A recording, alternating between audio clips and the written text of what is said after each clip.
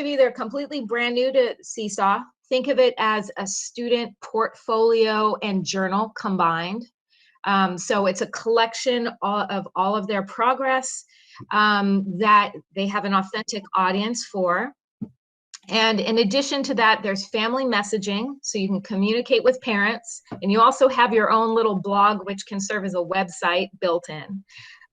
It is also a way for you to deliver all of the videos from your synchronous lessons, and also to embed mini lesson videos up to 5 minutes and up to 5 minutes of student video feedback right on their work. So that's Seesaw in a nutshell. So these next slides are the ones that I was editing this morning because things have changed, as always. So number one, you might or might not have gotten this activation account email. The best way to check, just go to Clever. I'll show you where it is in a second, and click on the Seesaw bow tie. And if it opens, it's activated. You're good. Now, this is what is new for this morning, because my email literally blew up overnight with questions from teachers that questions here. Wait 1 second. Yeah, if everyone could mute their mic, that would be helpful. And I'm sorry, I'm going to go around and just mute folks right now that I need to. I'm sorry. Okay, let me start presenting again.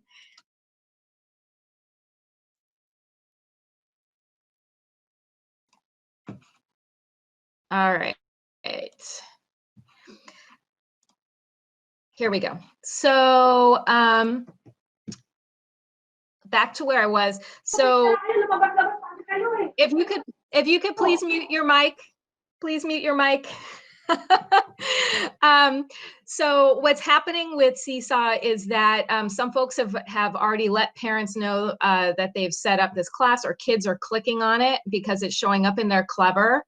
What's happened is last spring, a lot of teachers put a Clever link on their teacher page.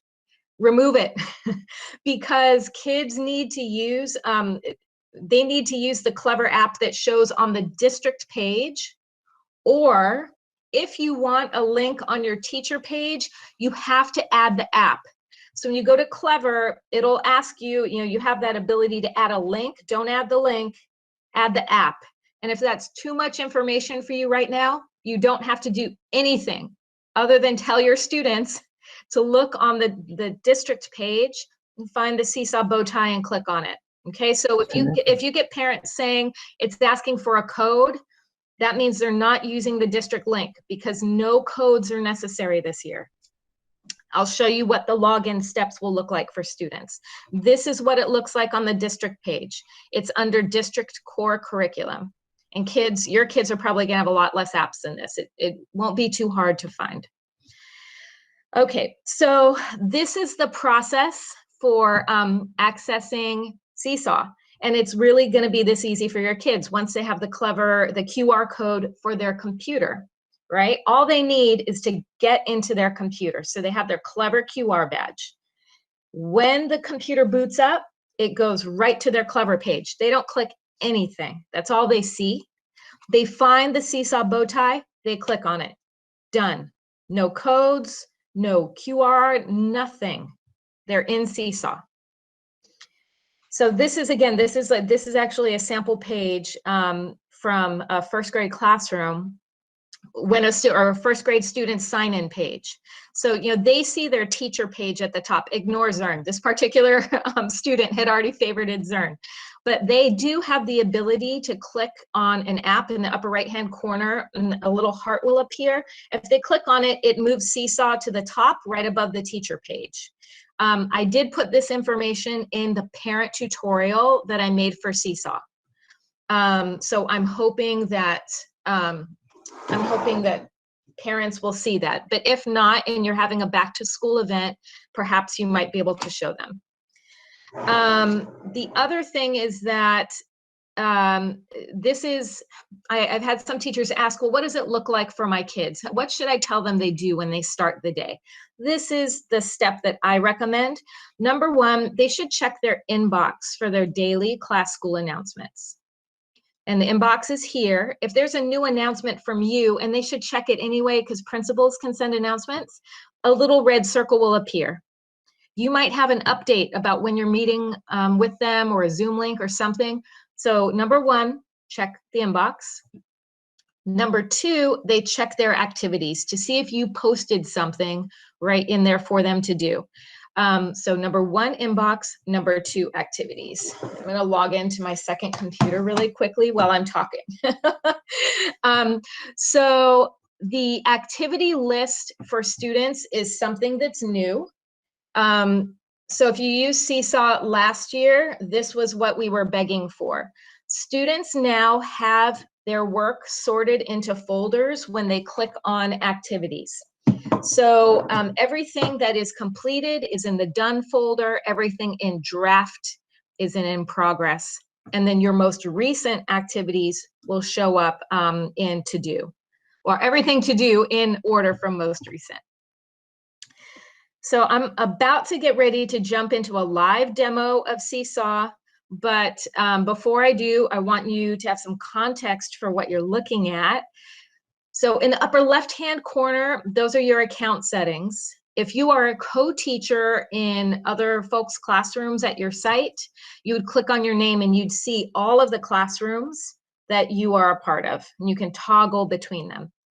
The actions button is going to tell you, that's your key for creating activities, creating family and student announcements, and posting things for kids to look at. The wrench is what we're going to go over in a second. Those are all of your class settings. You're not going to use it frequently. The settings we put into place now, you might change later on in the school year. You might not touch them for a while. These are the tabs you're going to use constantly. The journal. The journal is the stream of completed work, right? It's only work kids have submitted to you. So every day you're greeted by student work. That hopefully makes you smile. The next tab is activities. Those are your assignments. So if you want to see student work submitted by activity, click on activities. The inbox, that is your manager for messages ingoing and outgoing between students and your family. Yes, excuse me, Dorothy, if you can hear me, I can't hear you. You're all broken up. Can anyone else tell me in chat if they're having a problem hearing me? Just go ahead and put in chat or show me a thumbs up if you can't hear me. Okay, Derry, perhaps you might want to move where you're sitting with your computer, because I'm seeing in the chat everyone else can hear me fine. But thank you. I do need those notices because I can't, when I'm presenting, I can't see everybody. Thanks everyone for your feedback. All right, I'm going to go back to the presentation. So let's see, the last two things, the skills. That's going to be important for you because you're going to be able to assign your standards to kids, and that's how you're going to be able to see how they're progressing. You have a rating scale that you can set, and then you can see by color code what kids are struggling, and that'll help you form your small groups or see who needs immediate intervention. And the blog we are going to enable. Okay, so the last thing, actually, I want to go back to this page. Right above where it says journal and below get home learning codes. Ignore that. If I had a magic wand and I can make that disappear, it would be gone. Ignore the codes. But right beneath that, you'll see you have like vertical lines, and then you have, or horizontal lines, and then you have a calendar. The calendar would enable you to see all of the days of the month, and you would be able to click on a day and see all of the items turned into you by day. So that might be helpful for you rather than just seeing like one piece of student work at a particular time. Okay, so before we go, I want everyone to just note this is the bit link, and I'm not going anywhere except into my Seesaw dashboard, but you won't see this bit link. So bit.ly/WCC Seesaw 101. And if anyone comes in late and you can help them out by putting that in the chat, I would greatly appreciate it. Okay, so let me get out of here and hop onto Seesaw. Okay, so here's my dashboard. And I'm gonna start by going to the wrench. So these are the settings that I recommend. And if you're able to split your screen or just listen to me and do it at the same time, go for it. The first thing that I want to show you is manage teachers. This is how you're going to add a co-teacher. And I did a training with all the RSP and the support folks, OT, yesterday. So you're probably going to get emails from them asking if you could add them as your co-teacher. Just enter their district email, click invite. Any adult working with your kids, just invite them. They'll get directions on how to create a Seesaw account if they need to do that. You do not need to have your principal as a co-teacher because they have their own administrative dashboard and they can visit your classroom anytime they want. The one thing they cannot do though is mess around with your activities. So don't worry about that. They can't create activities in your classroom, but they can see what's going on. All right. So going down to the student sign-in mode, don't worry about anything about codes or any of that. You're going to go into likes and comments and you're going to shut that down right now. This is the best thing I'm doing for you. Turn them off until later on in the school year. Like if you want kids to like and comment and you have gone over digital citizenship, then go for it. The next thing that's crucial, turn off that they can see each other's work. For home learning right now, we do not want kids to have instant access to whatever's going on in their friends' homes. So shut that down. There is a way to share work that you select with everyone and still have that turned off. New items require approval should be by default on. You in item editing, enable that. You want them to be able to go back and fix their work or decide when it is done.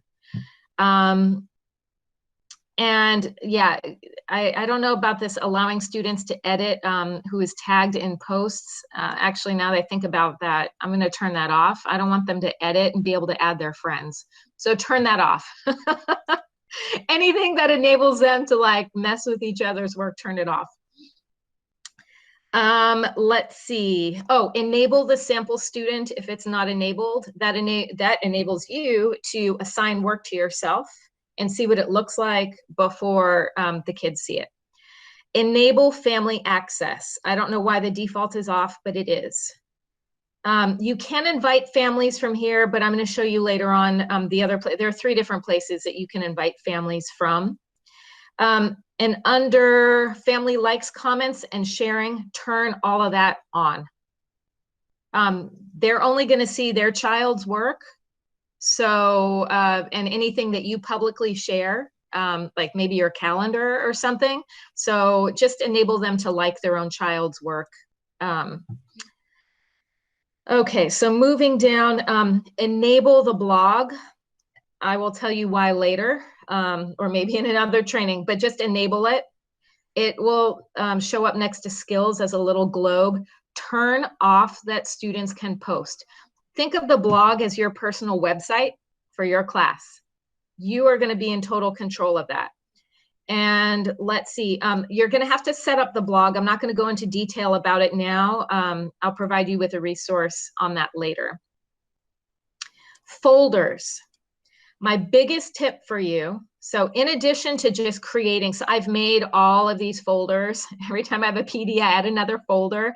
So you add that at the bottom. I don't think you can see it. I can't even see it, but it says add folder. And you click on it and you name it. Either you or your co-teacher should add a folder. So whatever co-teacher you have, they should have a folder with their name on it. So that way kids can filter the work specifically by that person. So if someone is seeing a specialist for OT, they're going to have specific work from that teacher. They would be able to just click on that person's name on the folder and just see that work. So please, advise your co-teacher to do that. And if they don't, do it for them. Darcy, can you repeat the part, the folder part? Where Where did I find the folder part? Yes. Okay, so so I clicked on the wrench in the upper right-hand corner, and I'm still just going through the class settings. So scroll down past class settings, past students, past families, past class blog, then click on manage folders. And I think if I zoom out, you'll be able to see it. Yeah, there you go. So see where it has the button that says create a folder, and then just type in, like, I'll just make another co-teacher, whoops, I can spell, another co-teacher folder. The one button you need to make sure your kids know is the green check mark. And then it's added a folder for me called co-teacher. The last thing that I want to show you here is the skills. So the skills rating scale. I have it, I think the default is set to 4 stars, and I like it as 4 stars because that's the way our report card is. You can change the color scheme. That's not really important, but just know that that's your visual cue when you're looking at the summary of how your students how you're grading them on the skills. If you see that yellow and you know that means they're shaky, or your red is intervention, your groups are easy to set up. Darcy, very quick question there. Are we using this to grade? Do you hear me? Yes. Okay. Are we using this to grade our children, or are we going to still have to interface with DRDP? What is DRDP? It's what we usually use to evaluate our children. What grade level are you? Pre-K. Okay, that's why. Pre-K, I have to admit, full disclosure, pre-K is new to me. I've coached in kindergarten and up. So you can add your own skills. Actually, this came up yesterday because I was working with the Cameron folks. I think I'm gonna ask Dr. Ajayi if she can send me those skills, and I'm gonna see if there's a way I can easily upload them for the district. But right now, you can add, I would say for now, if you can mute yourself, that would be great, just because there's some feedback on there. Thank you. You can add the skills one at a time, because from the get-go for these first couple weeks, until I have time to try to upload everything, you're not going to be, using all of those standards. So you can enter whatever standard you want here. If there's no quick code for it, like in our Common Core, just make one up. They need it. And then that way you can start that rating. And as you can see, like, this is my demo class, so it's not a good example. The standards that you've tagged on your activities show up at the top, and then how you've graded kids will show up in color. The number is the number of activities using that particular standard. And you can even click on it so you would see the student work. So thank you for asking that question. I'm going to go right ahead and jump into activities. I have my second computer open because I didn't want to miss anything. Actually, yeah. So I'm not going to roll from the slide deck. I'm going to stay right here for time's sake. You have 2 options for assignments, and that is to use a template someone else has made and then edit that, or not, depending on how good it is, or to create it yourself. So if you're brand new to Seesaw, one of the best things about it is that you won't have to make anything from scratch for quite a long time, I don't think. So the way you create an activity is you click the green button, plus sign, assign activity. Now here, you're gonna skip where it says create new activity, and if you're brand new, you probably don't have much here. That's because you're in my library, don't freak out. We've got 2 other libraries. I'm gonna start with the community library. That's the one that Seesaw has been building for years. Now, the one thing to know about that is that Seesaw upgrades their platform every year. So the things that teachers have been able to include in their activities has just gotten better and better. So that's why I always say, you need to open up that activity, look at the template, see if there's some way that you can further personalize or improve upon it. But a lot of the, the hard initial work of creating like the graphics and the images and the colors has been done for you. Your grade level is set as a default.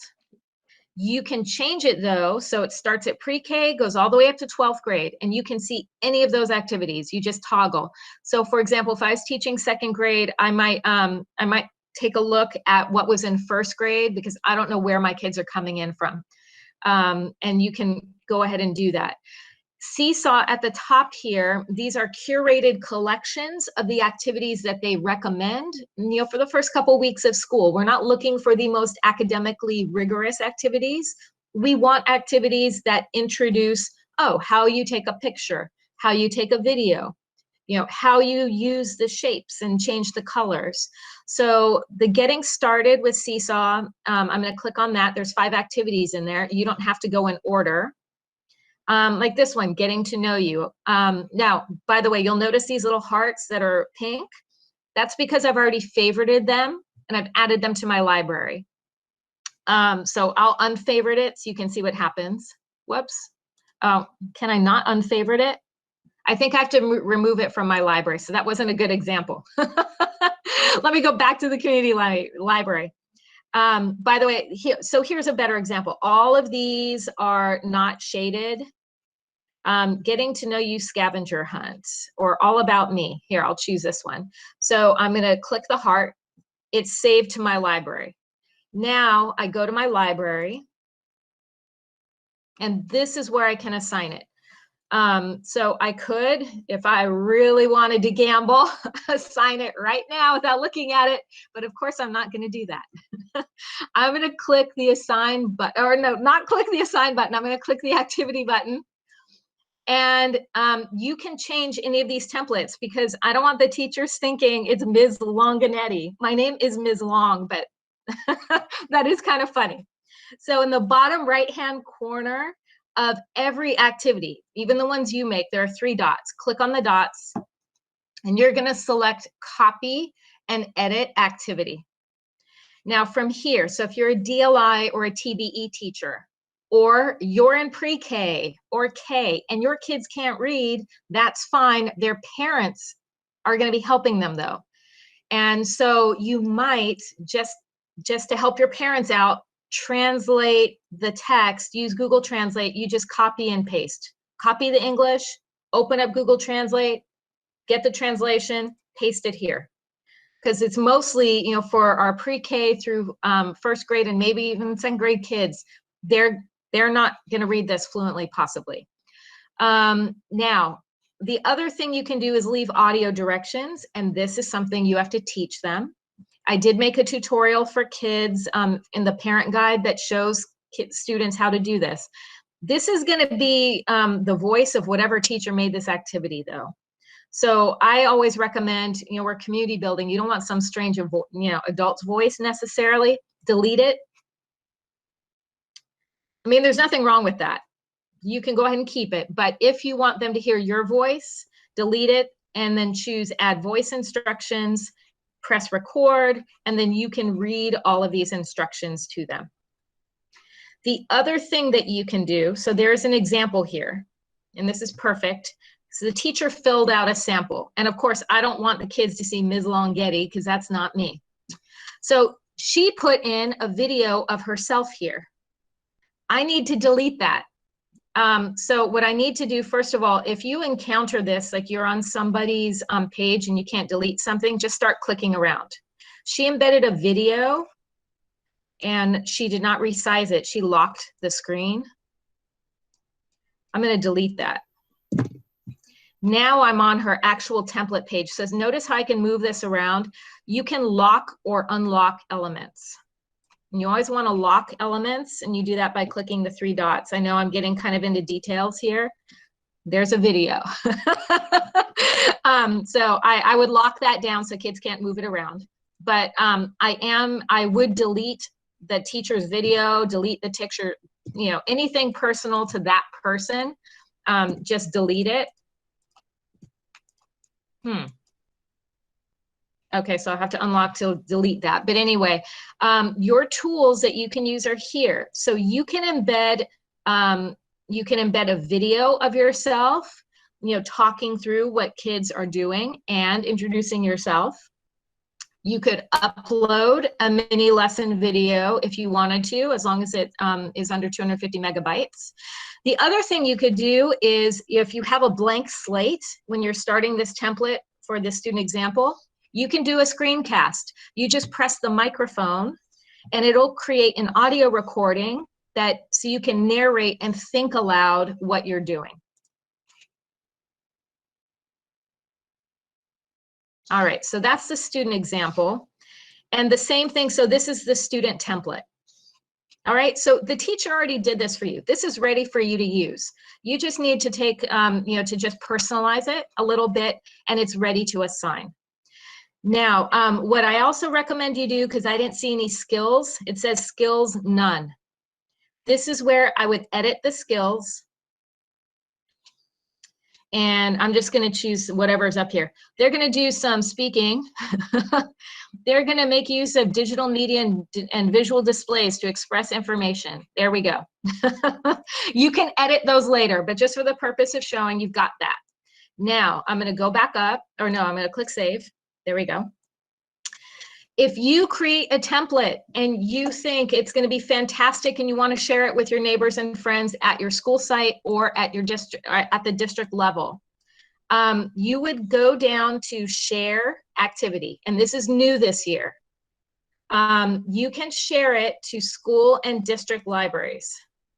You can select, so for me it's a little different because I can see all the schools, but you can select just your school or select the district. And you can tag it, like this is definitely socio-emotional, but you can tag it with different topics to help teachers find it. I recommend, if you're using a teacher, if you're going to make something for Teachers College, that you have really specific naming conventions up here. And don't worry, this is in the slide deck. Like put your grade level, put the Teachers College unit, and put whatever the session number is. And yeah, you can always email the link to your fellow teachers too. So if you share that to the district library, where that is right here, right in between community and my library, click school and district. And teachers have already been importing, oh yay, second grade, running records. Woohoo! Let me click all. So these are your colleagues from around the district putting things in. First grade phonics, kindergarten snap words. Yeah, looks like all the unit snap words are in there for first grade, and a bunch of other activities. So right now, this collection of activities is going to be very small because we're just building it now. But now that you know about it, spread the word. It does say there's 75 activities. I just have to click view more. For my DLI and TBE friends, the struggle is real, right? We need to share. Yes. Darcy, excuse me. Can you show us where that where you can share, where that Yes. share button is again? You went No. fast. I know you're super awesome. That's you, Abby, right? You're very sweet. Okay. Oh wait, let me go back. I need to go to the community, or actually, I should have gone to my library. Let me click one of those activities. So I'm going to click on the activity to open it. At the bottom right on the 3 dots, I know it's hard to see. Scroll down to where it says share activity. And these are your options. So by the way, if you click email to teachers, it populates all the teachers at your site, and you can just tag them and share with your grade level colleagues. So that's one way to do it.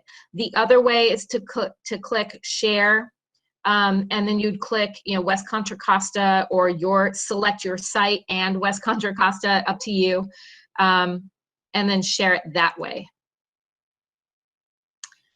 All right. So I think, let's see, I covered that. Talked about naming conventions. Okay, I do want to just talk about creating your own activity super fast, but not for long. It's in the slide deck, and there's a video. Yes. Darcy, before you go on, you went over really quickly how to talk over, like do screencasting. Can you say that again really fast? Because I didn't understand. Sure. Let me open up an activity.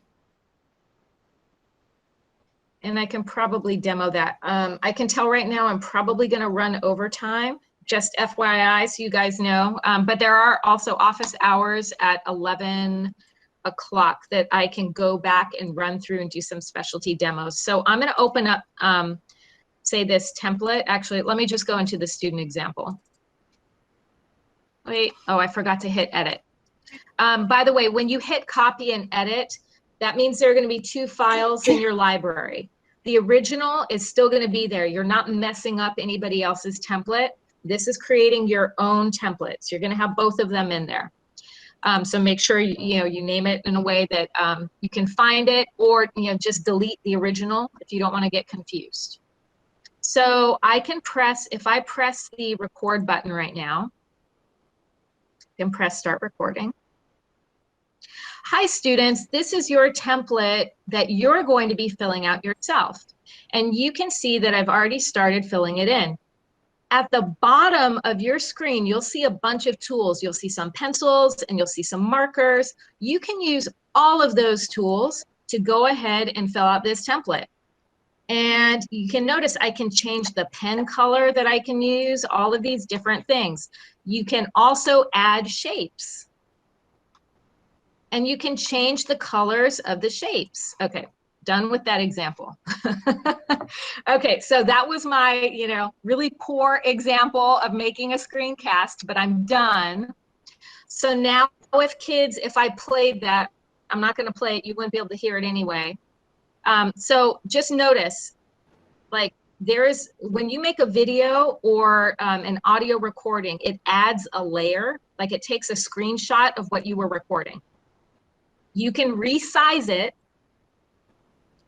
put it anywhere on the screen.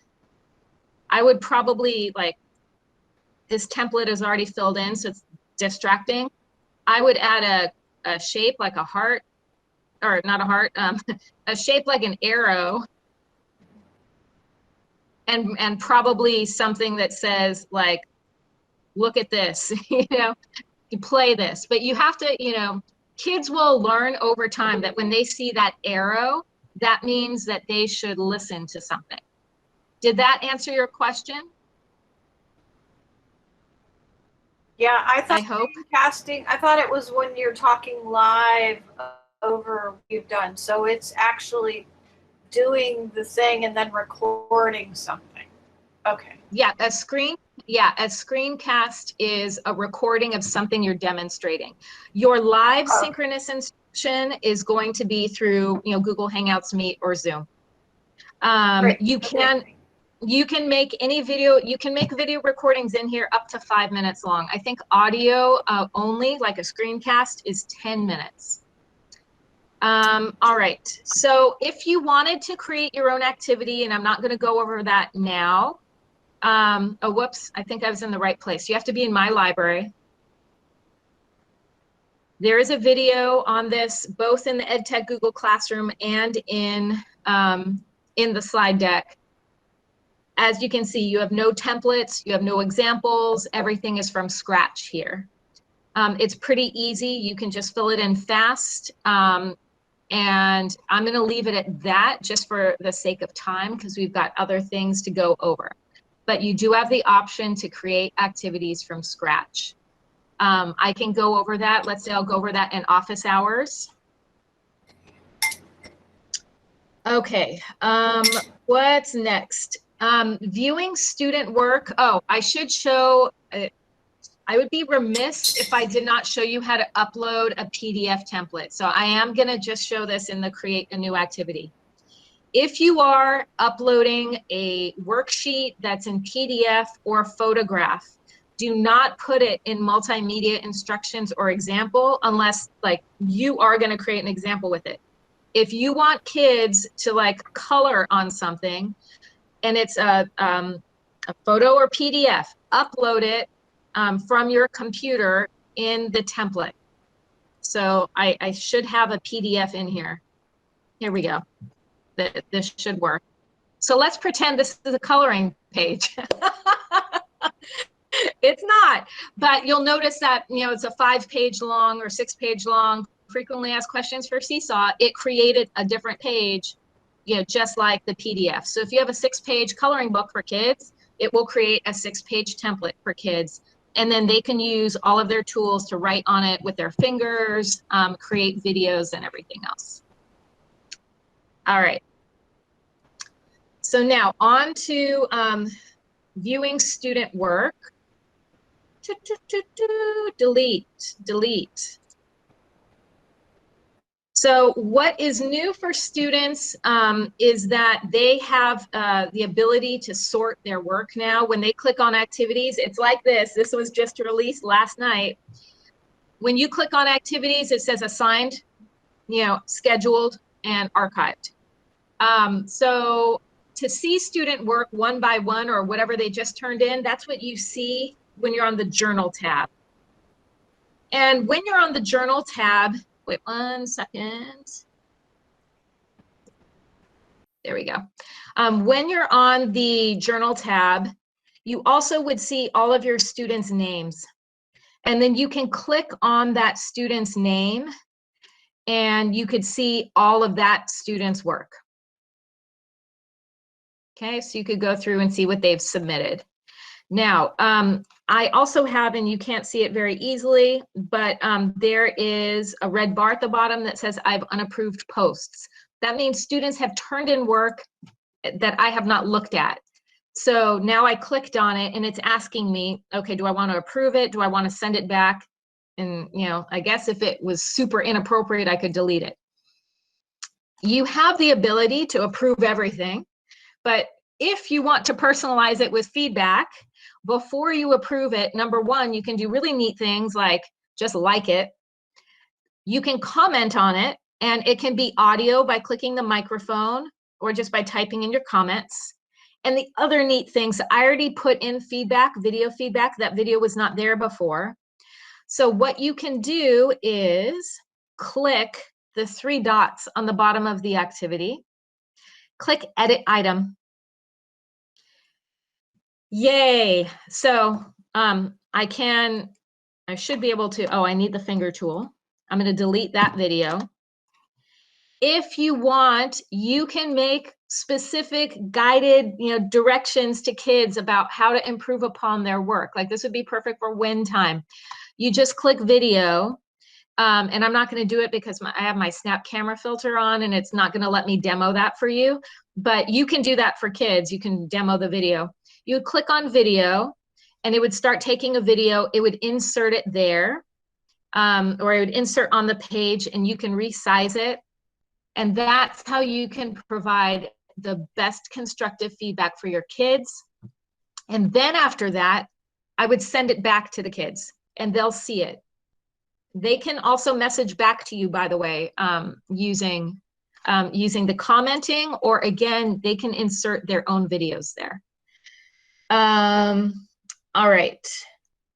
So one thing since I'm talking about student messaging, because I'm going to go into messaging in a second, students cannot message you like just like they don't have an option. I don't think I have. Yeah, I didn't open my student account, but they don't have the option to just message you. You have the option up here, send announcement. They don't. So you need to direct students to either, they can comment back to you on things. They can leave you video messages and posts.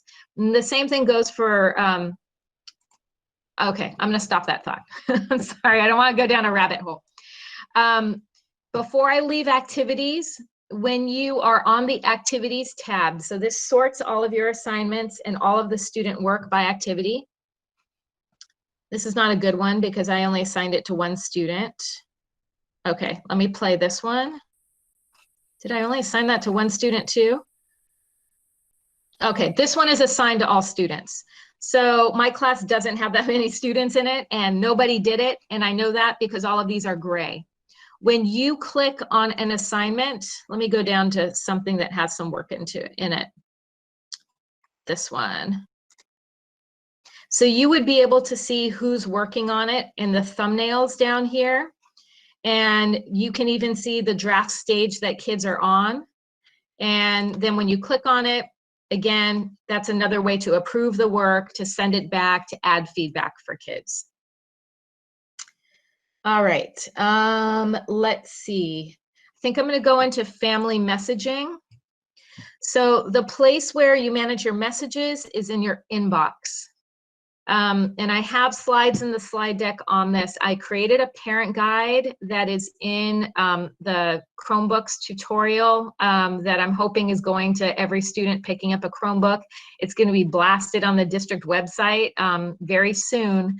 But it shows parents exactly what they need to do after you invite them, because that's the order. You invite them first. You also have to send out the first message, and then they can start replying to you. So the way to invite parents, there's 3 different ways, but this plus families or add families is always at the bottom right of your screen. You click on that.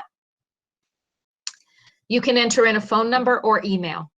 They will actually need email to join the class.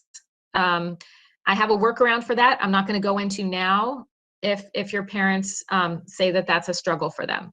Most of your parents, especially for pre-KK, they're going to be looking right over their kid's shoulder. So the immediate workaround is they just, post as their kid and send you something that way. So when you add all of their, the phone numbers or emails that you've got, go down to the button that says invite families. They will be sent directions on how to connect with you. And then you're going to click where it says send announcement. As soon as you're ready and you've got some invites and some connections made, you have the option to send messages to students, to all of the family members only, or to everyone. Like for your schedules in a couple weeks, once you've got the family contacts made, you can send your schedules out that way. And you have all of these tools at your disposal for making an announcement. You could have your morning message just in a video. And like I said, my suggestion is students check the inbox first so they can see your morning message. You can also, use the drawing pad tool and add a video that way, and also have like some other directions for kids, like type something here and have your morning message. So you've got lots of creative tools there. There are translation tools available for parents.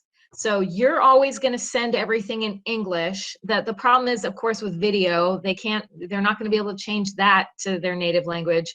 But any of the text, they're going to have if their device is set to, say, for example, Spanish, they will have a button that says translate, and then they will be able to translate. And then if they send you something in Spanish, when you are on their message, and I don't have anything sent to me in Spanish, but let's say this was my conversation with parents and something here was in Spanish, I would have a translate button that I would press on my end. So that's the difference between Seesaw and Class Dojo. Dojo, you can choose what language to send it out in. Here, it's on the user's end to press translate. Kids don't have that button. Okay, so those are the basics. And I'm going to go back into the slide deck to show you the resources that I've got for you. There's so much here. And like I said, it's presented in a very linear manner. So for those of you that need that, I think you'll find it helpful. And I put in lots of videos. And they're really short, like most of them are 3 minutes or less. So I have some activities that I linked here that I think you will find really useful. The first one, it's not, it's more of a talking point when you're doing your synchronous lesson with kids.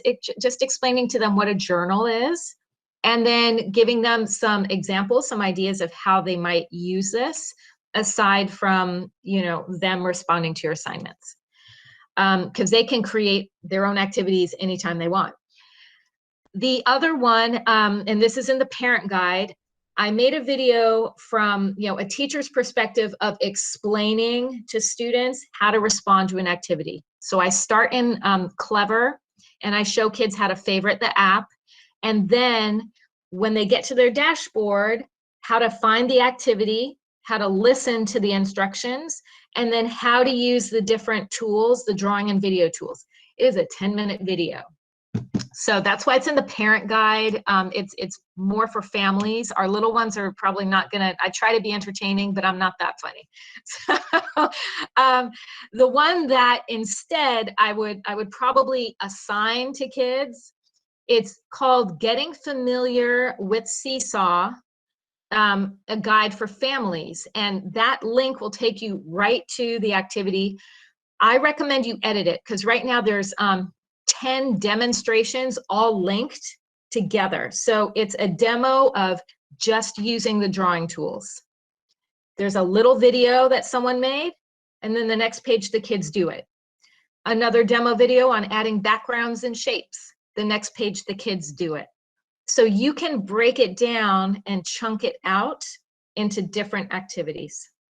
I included a playlist of just the most frequently asked questions that I get, and I linked in both articles and videos.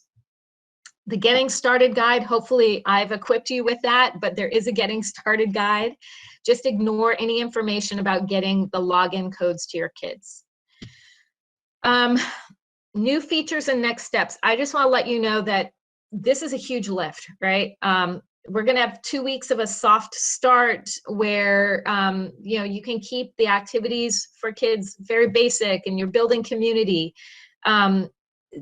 As you progress in Seesaw throughout the course of the year, I already have deeper dive mini lessons and guidebooks for you made, and they're in the Seesaw classroom. So when you're ready, those are there. And I'll show you where that is in a second.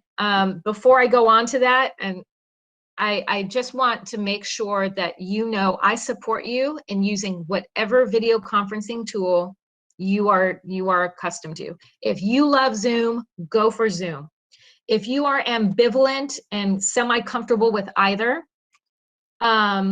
or you really haven't used either, I strongly recommend you use Google Meet, because what we heard from parents this past spring, especially for the little guys, kinder and first, was that Zoom had so many buttons that they felt they had to be helicoptering over their kids constantly to make sure they didn't press some, you know, button. If you know, some of our kids like first grade and second, they're going to be more comfortable with it, but Google Meet doesn't have that many buttons. It's a very straightforward video conferencing platform for kids, but use whatever you are comfortable with. Okay, so these are the back to school resources. This is the one that's going to get blasted on the website and hopefully Peach Jar, and hopefully your principals printed it out and gave it to parents when they picked up their Chromebooks if they're in pre-K and K. It has video tutorials, and they are bilingual.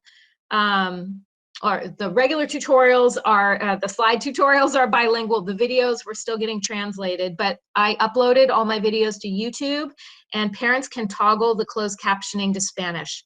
So that's a workaround for now. Even though the link isn't there, there's a link explaining to families how to use both Zoom and Google Hangouts. Let's see, the next one, this is a template for you that you might want to post on Clever or in Seesaw that just shares with parents what other applications you might be using in addition to Seesaw, like if you're using Zern or a RazKids or whatever else you're using. Some of you might have noticed that when I was in Seesaw, I had a schedule up, a weekly schedule. That is one of these slides templates. I think it's slide number 1. So I made some slides templates for you. They're both in Google Docs or slides. The one in Google Docs is very straightforward and simple. Gives you a place to put your Zoom links, what times you're going to be Zooming or meeting, and also like any tools that they would need during those meets with you. And it lists what the asynchronous activities are that would go. So if you need some type of a schedule like that, click on those links. Oh yeah, oh, I was in the right place. To join the EdTech Google Classroom, and that's where I've posted the slide deck that goes with, you know, what this past hour. I'm going to post today's video this afternoon. And let's see, any other resources on any ed tech topic. So anything about video conferencing, hacks for your document camera, how to use Google Docs and slides, any topic that myself or Lori Roberts have covered in PD or have resources for, they're in this Google Classroom. And the join code is right here, SR74CFA. And we have over 600 teachers as of like 2 days ago. So I don't know how many teachers are in it now, but the word is getting out. Updates, go to the classroom. And that's it. See, what actual time is it? So I'm going to have office hours to answer the one-off questions.